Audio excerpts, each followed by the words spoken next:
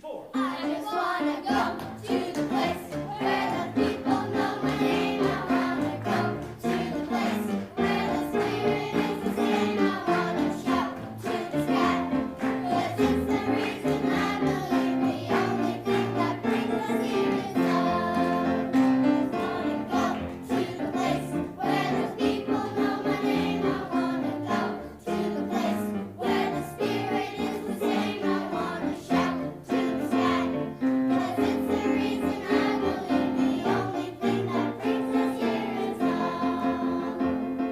The only thing that brings us here is love. Yeah.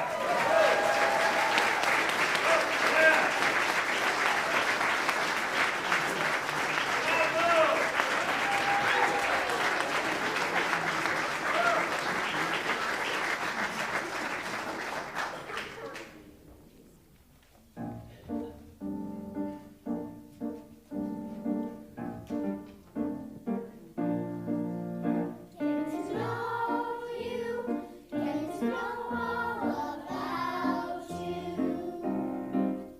getting to like you, getting to hope you like me, getting to know you, getting in my way but nicely. You're precisely my cup of tea. Getting to know you, getting to feel free and easy. When I'm with you, getting to know what to say. And to notice, suddenly I'm bright and breezy. Because of all the beautiful and new things I'm learning about you day by day.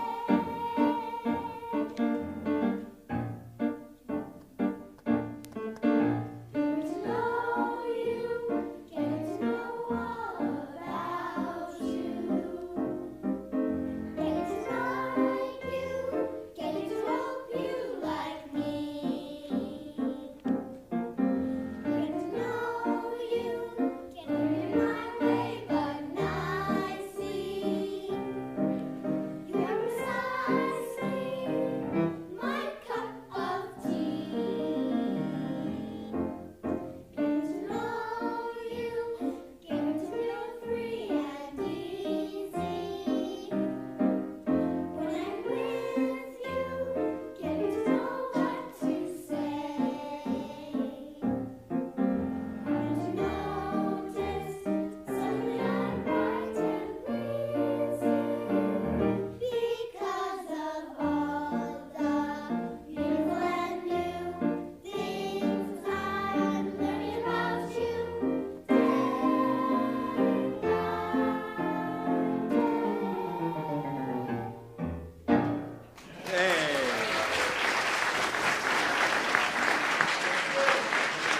That's great.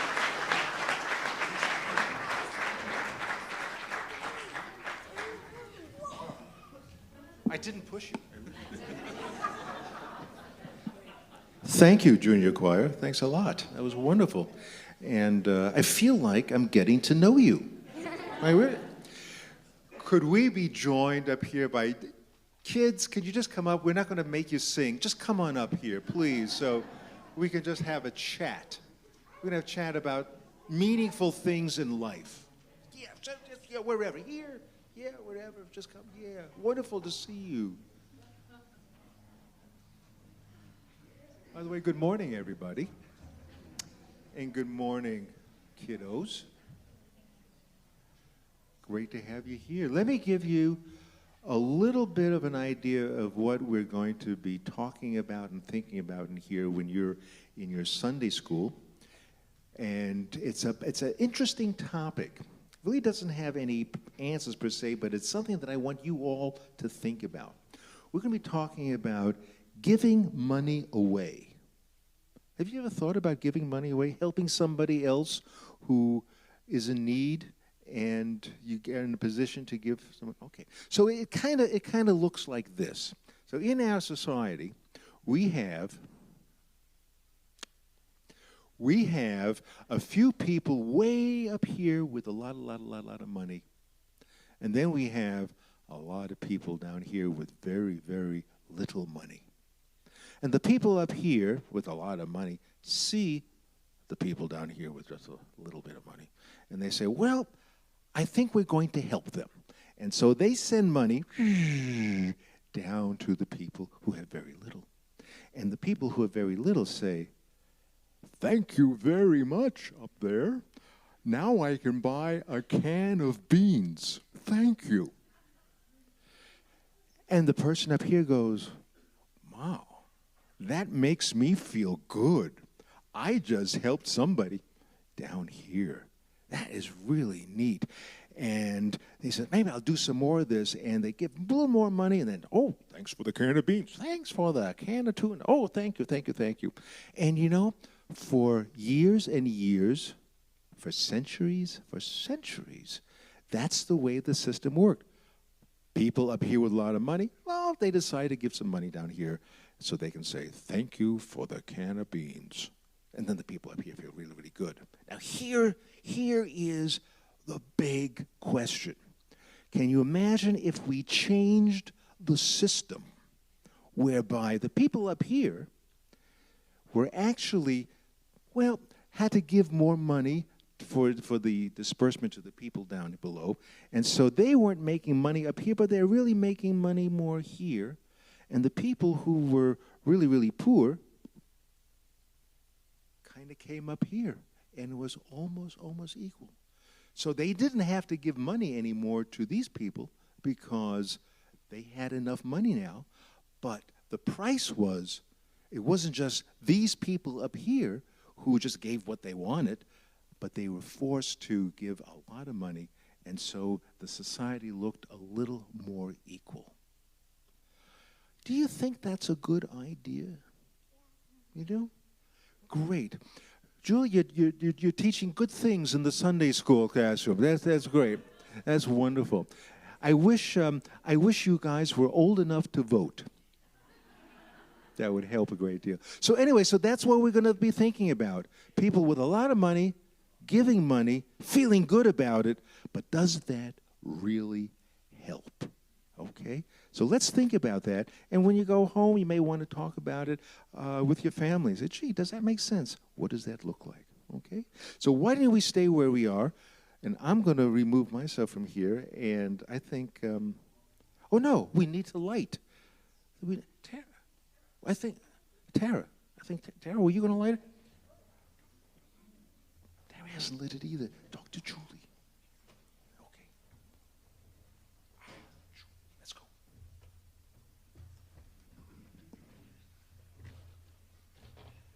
Okay, you almost said go for it. You don't need me here. You can do that.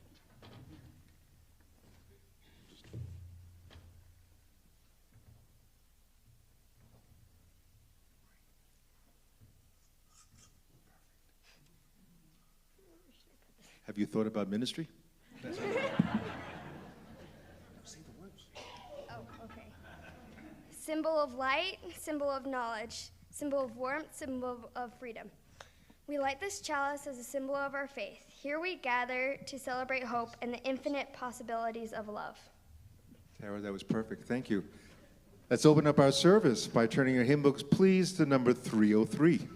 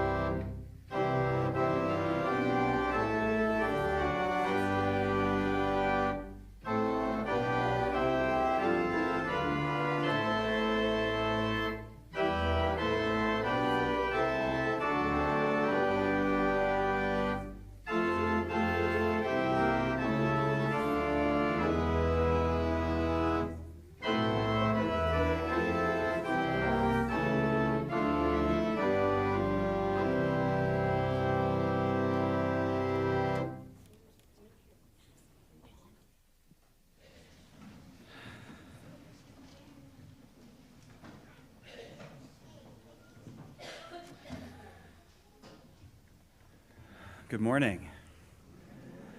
So we're going to begin our time for meditation this morning by using something called a singing bowl. Have any of you guys ever seen or used a singing bowl before? Yeah? Have any of you guys ever meditated before? Do you do that at home sometimes, or pray, or sit quietly? Yeah?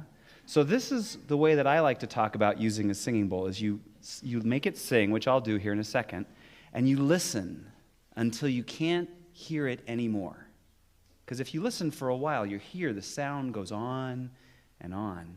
And then when you can't hear it anymore, you listen to what's going on inside of you. Or you can listen to what's going on around you. But that's how we're going to start out, okay? So I'm going to get the singing bowl to sing, and then we're just going to sit and listen in silence for a while. And then I'll have some words to share.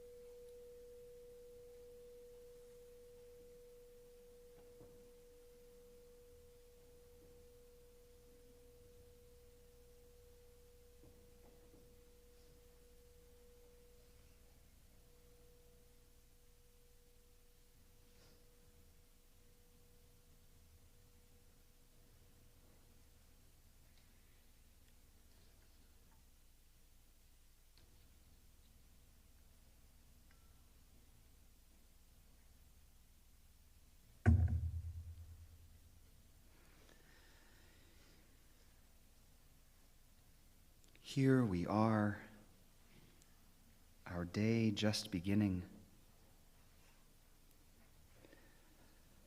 In the midst of this ever-turning, ever-churning life on our ever-turning world. Amidst diseases and disasters and discoveries, amidst caucuses and campaigns and celebrations, among ministries and mistakes and miracles. Here we are. In these moments, let us notice our thoughts and remember that we are not our thoughts. Let us notice our bodies and remember that we are not our bodies. And let us notice our feelings and remember that we are not our feelings.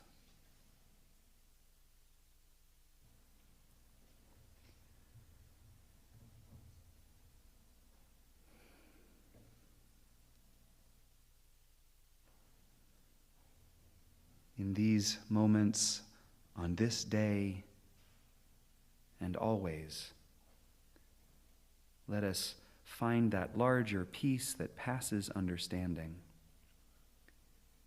And let us listen and look for the larger patterns of life so that we can respond with courage, with hope, with wisdom, with love, and with mercy. For if there is to be love, if there is to be mercy, if there is to be peace, it will begin now, here, with us. Amen.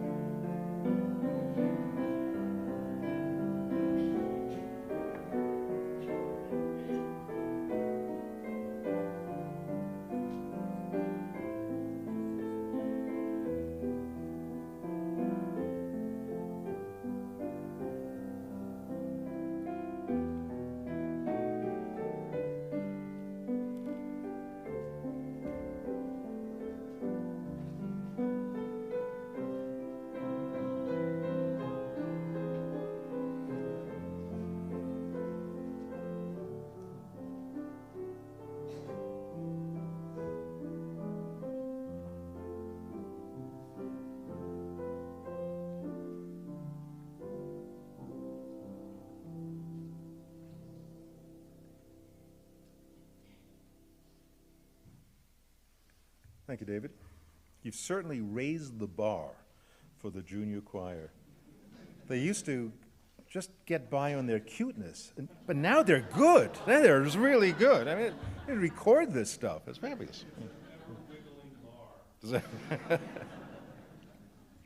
So our reading this morning, Darren Walker, who is president of the Ford Foundation, of course one of the major philanthropic foundations in the country, and he wrote this piece, I'm guessing maybe 4 or 5 weeks ago, and it really sent a fascinating message throughout the philanthropic community.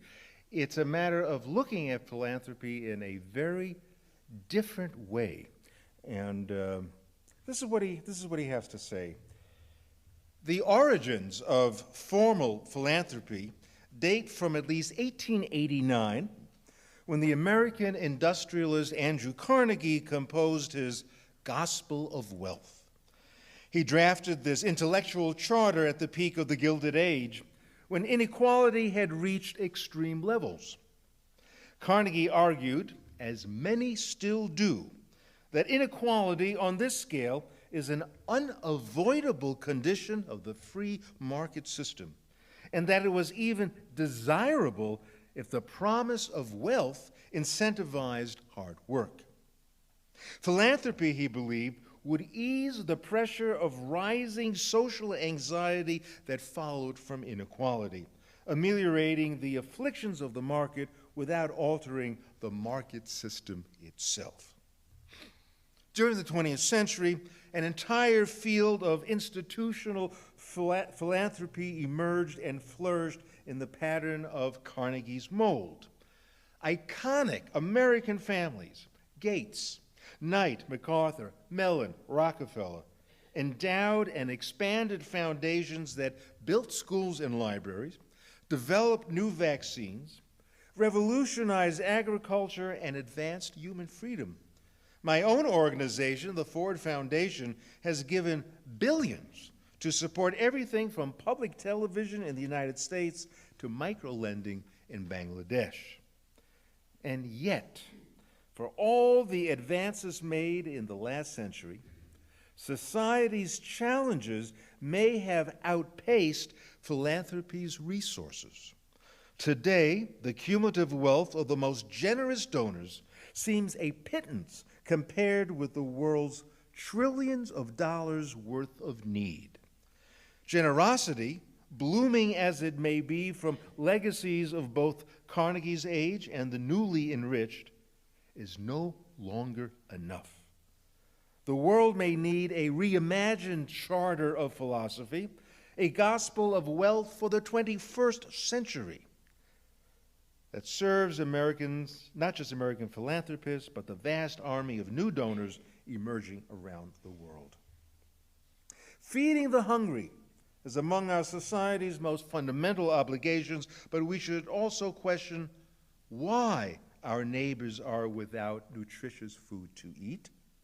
Housing the homeless is an imperative, but we should also question why our housing markets are so distorted. As a nation, we need more investment in education, but not without questioning the educational disparities based on race, class, and geography.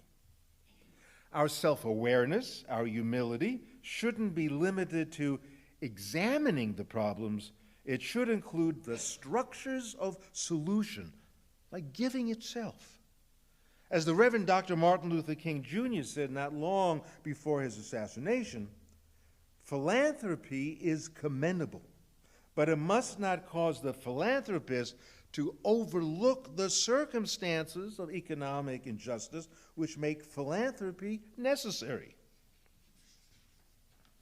Too often, we have declined to question our own circumstances, a system that produces vast differerences in privilege and then tasks the most privileged with improving the system.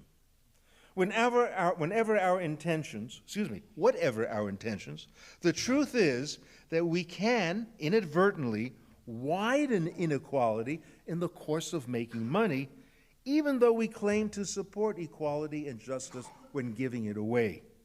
And while our end-of-year giving might support worthy organizations, we must also ask if these financial donations contribute to larger social change. In other words, giving back is necessary, but not sufficient. We should seek to bring about lasting systemic change, even if that change might adversely affect us. We must bend each act of generosity towards justice.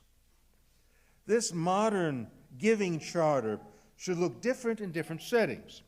At the Ford Foundation, our efforts will focus on inequality, not just wealth disparities, but injustices in politics, culture, and society that compound inequality and limit opportunity. We will ask questions like, are we hearing and heeding those who understand the problems best? What can we do to leverage our privilege to disrupt the drivers of inequality? Many already are answering King's call, working intensely toward a world that renders philanthropy unnecessary.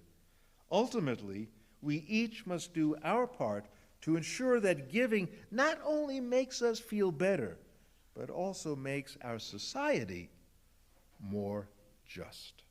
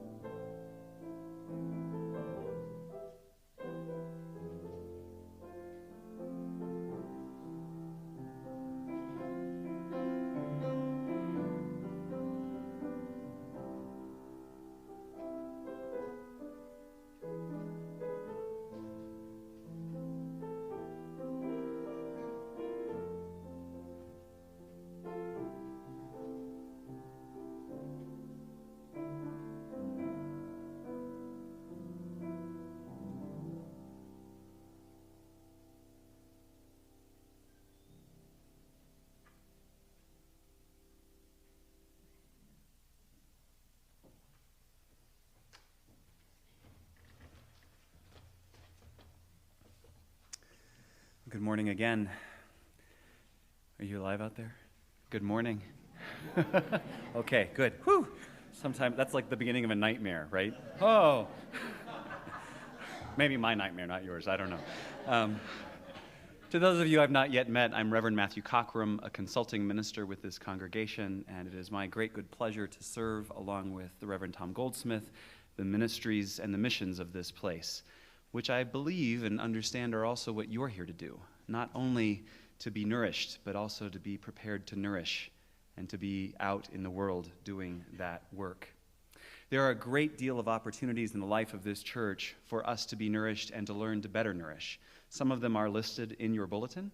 You'll see a number of new offerings in adult religious education, social justice, anti-racism, the Anti-Racism Committee, the environmental ministries.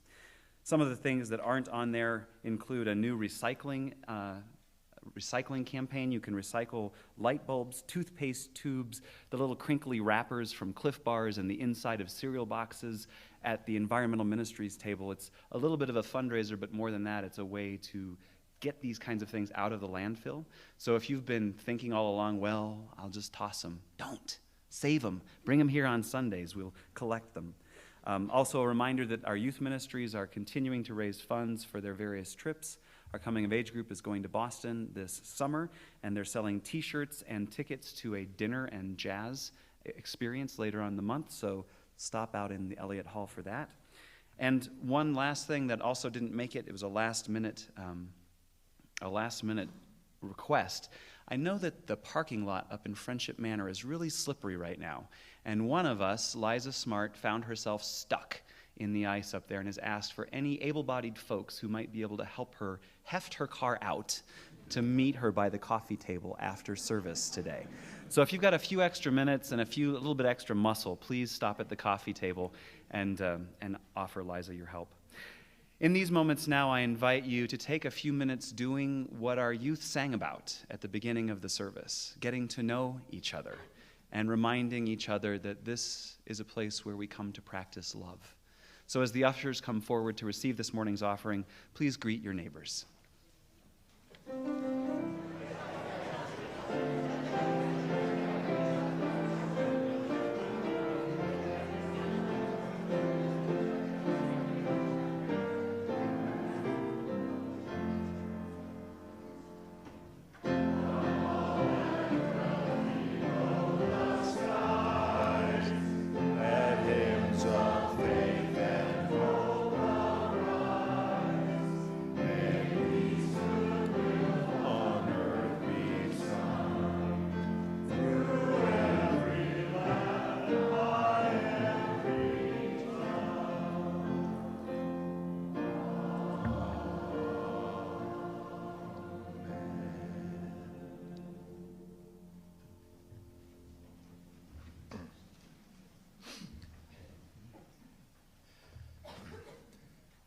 The patron saint of Italy, St. Francis of Assisi, was canonized in the year 1228 and became associated in later years with the patronage of animals and the natural environment.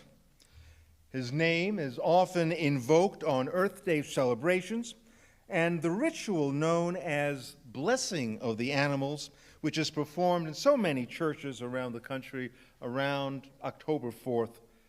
It's done so in his honor. St. Francis, whose generous heart endeared him to millions of people through the centuries, and whose name our current Pope chose because of the clear humility in which he lived his life, this same St. Francis of Assisi first expressed a sentiment which has been popularized in our culture as kind of a norm of generosity. He said, "It is in giving that we receive." Now, these words have virtually become a cliche, but our culture accepts the notion of an inner, warm, fuzzy feeling that infects our spirit after we've made a contribution to a worthy cause. Actually, every minister I know tries to persuade his or her congregation during pledge drive that the greater the gift, the warmer the feeling you will experience. Endless studies in the social sciences verify obtaining this inherent reward for parting with one's riches for the sake of helping another. Some studies even go so far as to say that we can live longer lives when we are more generous in our everyday transactions. It is in giving that we receive some qualitative lift in our soul, an axiom which has motivated human generosity since at least 1228 and probably many centuries before that. How jarring our reading this morning must have felt for all of us who earnestly believe that philanthropy is simply pivotal to helping others in need and for leveling the playing field of economic inequality. There's a sense that the greater the philanthropic gift, the more society is helped. So how discordant the verdict rendered this morning by Darren Walker, president of the Ford Foundation, that financial giving is not enough. We're still operating, he says, from this 19th century model of Andrew Carnegie's gospel of wealth, in which the beneficiaries of the capitalist system ought to return a portion of their wealth to ease social anxiety that stems from inequality. Walker acknowledged that his own foundation, along with countless others, have indeed improved the lives of many around the world, and yet, society's challenges may have outpaced philanthropy's resources. Instead of throwing money at problems, which may make the thrower feel good inside, Walker proposes a new 21st century gospel of wealth that also addresses the underlying causes that perpetuate human suffering. Philanthropy can no longer grapple with what is happening in the world, but why? Why is there so much human suffering? Walker quotes Dr. Martin Luther King Jr., "Philanthropy is commendable, but it must not cause the philanthropist to overlook the circumstances of economic injustice which make philanthropy necessary."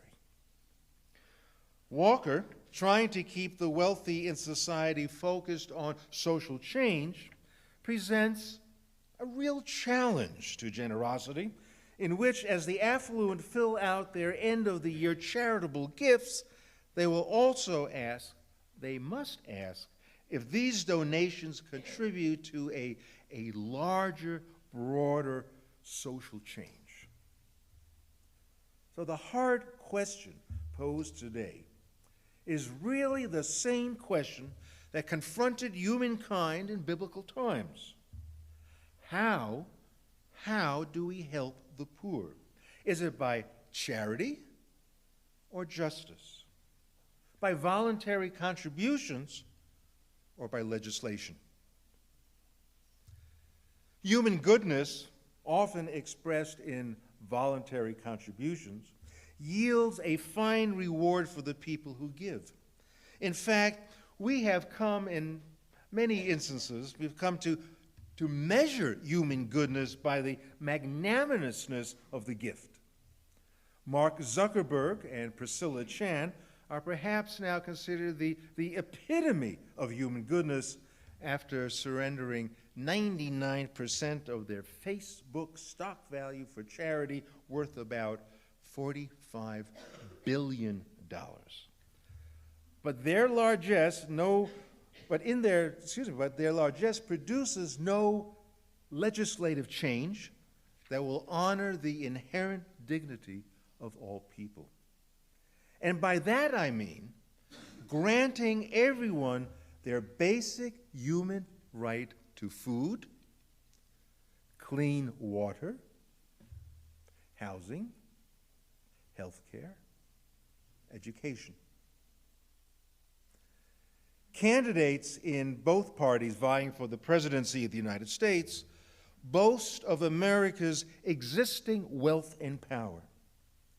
But in the face of increasing poverty and homelessness, especially among children, we are painfully reminded how we, the richest country in the world, still deny these fundamental human rights to the poorest of our citizens.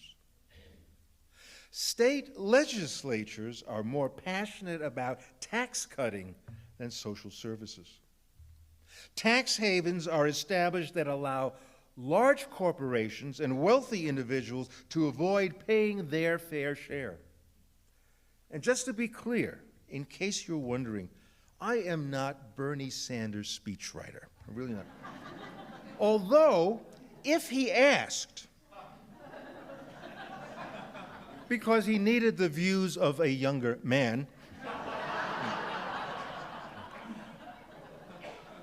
I might consent, but I would tell Bernie the place to start is with the great minister of the 20th century, William Sloane Coffin, who really summed it up perfectly when he said, "When the rich take from the poor, it's called an economic plan. When the poor take from the rich, it's called class warfare." The conservative columnist, I should say conservative-leaning columnist, David Brooks, rendered a surprising critique, it's probably about a week, 10 days ago, a critique of the two Republican frontrunners, Ted Cruz and Donald Trump. And in his article, he mentions that they are void of compassion, gentleness, and mercy. Wow. Mercy, that struck me as an odd choice of words. Wow. Brooks juxtaposed mercy with what he called Cruz and Trump's brutalism. He says their speeches are marked by a long list of enemies and vows to crush, shred, destroy, and bomb them. Even Bill O'Reilly, bless his heart, from Fox TV, almost incredulously asked Donald Trump if he really meant what he said, that he would, quote unquote, take out the family members of terrorists. O'Reilly couldn't believe Trump would put hits on women and children if he were elected. Trump replied, "I do pretty severe stuff." And then the crowd around him erupted in applause. The racism of some Trump supporters has been well documented. At one rally last month in Las Vegas, attendees punched an African-American protester while the crowd yelled, "Shoot him, kick his ass, light him on fire, and Zeke Heil." Mercy. Mercy. Pope Francis just published a book called The Name of God is Mercy. The book gives an explanation of why he has proclaimed 2016 as a holy year of mercy. He writes that mercy is essential, especially necessary in these times when humanity is wounded. We suffer, he writes, we suffer from the many slaveries of the third millennium, not just war and poverty and social exclusion, but also fatalism, hard-heartedness, and self-righteousness. You wonder if he had anyone in particular in mind when he wrote that. And I think I got a pretty good glimpse of what the Pope means by mercy. The Pope mentions and indeed chastises those who he calls scholars of the law. They live attached, he said. They live attached to the letter of the law, but neglect love. These are people who know how to close doors. These are people who know how to draw boundaries. And the Pope stressed a moral sincerity over dogma. And he sounded like he graduated from a Unitarian seminary when he emphasized an understanding, we need to understand the complexities of the world. And he also chose individual experience over rigid doctrines. Calling on the etymology of mercy, we're reminded it stems from opening one's heart to everyone. Opening one's heart to everyone regardless of what marks may be held against them. And Pope Francis likens it to a divine attitude, similar to the parable of the prodigal son. In that parable, sure you recall it, the human response of the father. The human response would be more punitive of the lad who squandered the family's riches. And this son would be lucky if he were allowed to live in squalor with the servants for the rest of his life. But instead, he is shown mercy by the father, who welcomes the son with a huge feast. Now, if the father followed the letter of the law and identified all the sins of his wayward son, love would have been completely neglected. There never would have been any love. There lies an inherent forgiveness in love. We cannot love without forgiveness. Merciful, rather than exacting the cold indifference of doctrine. In a more contemporary situation, Pope Francis recounted the time he was rector of the Collegio Massimo of Jesuits and also a parish priest. He writes, "I remember a mother with young children whose husband had left her. She did not have a steady job and only managed to find temporary jobs for a couple of months out of the year. And when there was no work, she had to prostitute herself to provide her children with food. She was humble. She came to the parish church, and we tried to help her with Caritas, our charity. I remember one day, it was during the Christmas holidays, she came with her children to the college and asked for me. They called me, and I went to greet her. She had come to thank me. I thought it was for the package of food from Caritas that we had sent her. Did you receive it? I asked. Yes. Thank you for that too. I came here today to thank you because you never stopped calling me Signora. There's charity and there's honoring human dignity. They're by no means exclusive of each other. Mercy means making no judgments. It reflects a divine attitude towards others and thus transcends rules, doctrines, and dogmas. So there are no judgments of immigrants and refugees, no judgments of the poor, no judgments of people with different skin color or sexual orientations. The heart opens and accepts the dignity of all people and honors the basic human right to exist without hunger, without thirst, or medical need and homelessness. You know, the Pope speaks so much about mercy and only mentions compassion quite fleetingly. They're both necessary for impacting the world, but I think he sees mercy as divine and compassion as more human.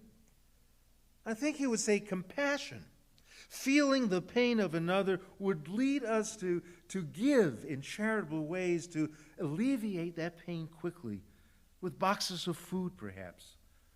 Or in our case here, right here in our church, when we donate so generously to San Esteban at Thanksgiving and at Christmas. But in our compassion, in all those generous gifts, we still don't change the systemic causes of injustice, the system, the culture, the legislature, the laws, tax laws in particular, that make charitable giving necessary in the first place.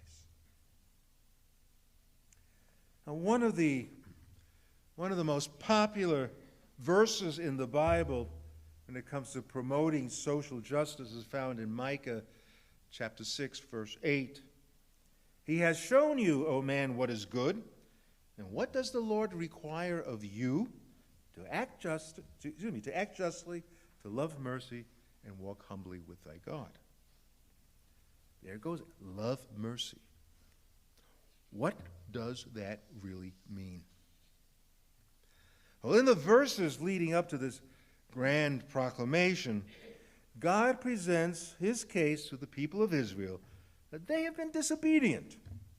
There was no justice in the land despite prophets calling out for it.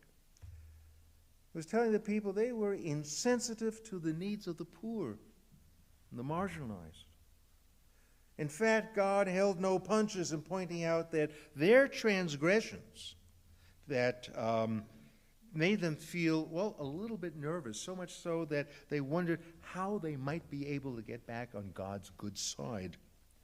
Of course, it never occurred to them to change personal habits or make amends to society to be more inclusive of those who are powerless. Instead, maybe it's human nature, what they decided to do was to bargain with God by asking if he would atone them with burnt offerings, like, just for starters, how about a 1-year-old calf? Right, we'll give you this 1-year-old calf. God said, no, I don't think so. And so what they did then was up the ante. How about our sacrificing thousands of rams with 10,000s of rivers of oil? Something comparable to offering $45 billion of Facebook value today. But once again, God said, no, I don't think so. And then they offered the inconceivable, sacrificing their firstborn sons. And God said, hey, hold it right there. This sacrifice stuff is crazy. It just that serves no purpose. We don't need religious sacrifices, even though the law of Moses says that's kind of required. He says, we're not going to follow the letter of the law here. Instead, God says, you need a change of heart. You need to change the laws because they are nothing more than hypocrisy. Gives them some advice. Act justly. Live with a sense of right and wrong. Provide equity for all. Walk humbly. Remove your pride gathered from the accumulation of things and become concerned about your neighbor, not just yourself. And then the tough one. Love mercy. Love mercy stems from an old Jewish concept which means loyal love or loving kindness. To show love to your fellow man, show mercy to your fellow man. In today's parlance, the enormous suffering caused by income inequality and harsh judgments about the poor can only be addressed if we love mercy to the point where we can make some societal changes. I mean, charity may take away the immediate pain of hunger. Mercy will allow us to live as respectful equals. A new gospel of wealth, called for by Darren Walker, changes the paradigm founded by Gates, MacArthur, Mellon, Rockefeller, Zuckerberg, etc. Good foundations, all of them. They all do good around the world. But the new focus has to be less concerned with alleviating the effects of injustice and more with eliminating the causes. Reading Pope Francis has kind of put me in a more religious state of mind. It helps lift me above the political morass of our inconceivably brutal and heartless candidates trying to earn the presidential nomination through pure vitriol. They have turned away from the suffering of humanity, yet claim to be religious in frightening ways. You know, if we think about it for a moment, it is impossible, it's absolutely impossible to embrace religion, to speak of transcendence without a change in social attitude. And so I'm going to conclude, since I'm feeling a little more religious than usual, I'm going to conclude with another saint, St. Thomas of the Cross, a Spaniard who was canonized in 1726 and best known for his exquisite poetry. He was a very, very talented poet.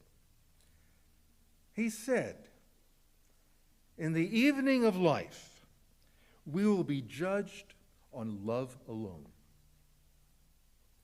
In the evening of life, we will be judged on love alone." And he didn't mean this as a threat. You better watch out, you're going to be judged. As really giving credibility to the need to love mercy. It was not a matter of God sitting on a throne judging us when our lives are about to expire. I think that line was more about a personal accountability, a reckoning with oneself. What have I contributed to making life more just? Yeah. Overall, how have we touched those who are in great need? Were we merciful in grappling with the causes of injustice? The funny thing is, I can tell you, we think about these things more and more as we age.